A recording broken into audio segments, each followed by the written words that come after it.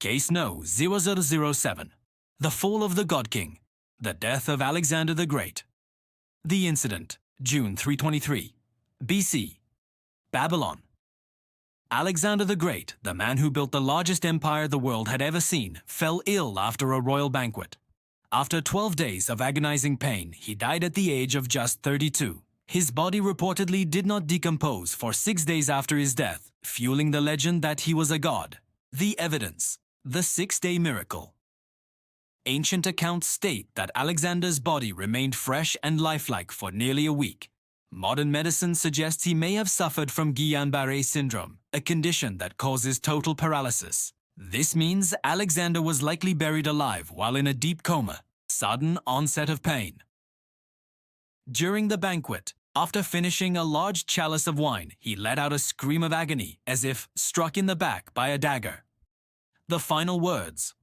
When asked on his deathbed to whom he left his empire, he reportedly whispered, "Kratisto," to the strongest.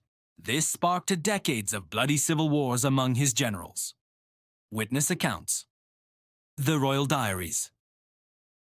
The king developed a fever. He spent the night bathing to cool down. Soon, he lost his ability to speak and could only acknowledge his troops with his eyes. The soldiers.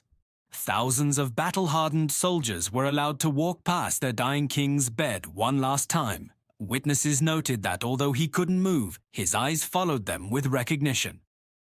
The rumors. The poison theory.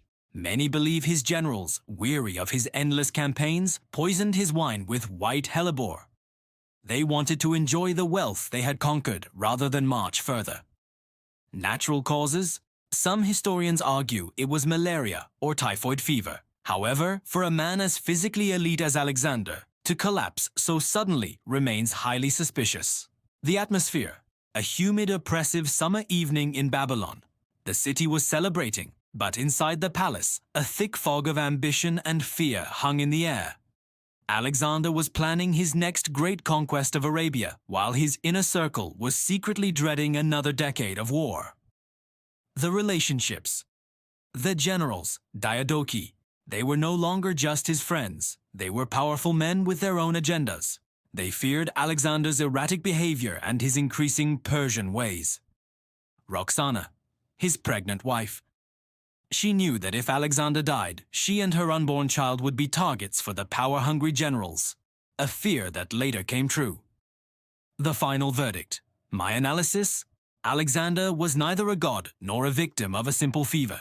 He was the target of a silent coup. The poison given to him didn't kill him immediately. It paralyzed his entire body, slowing his breathing to an undetectable level.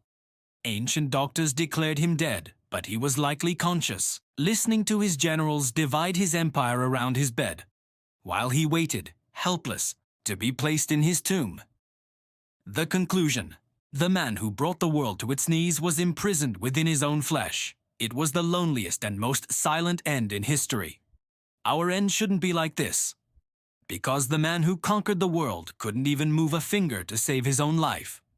What do you think about this case?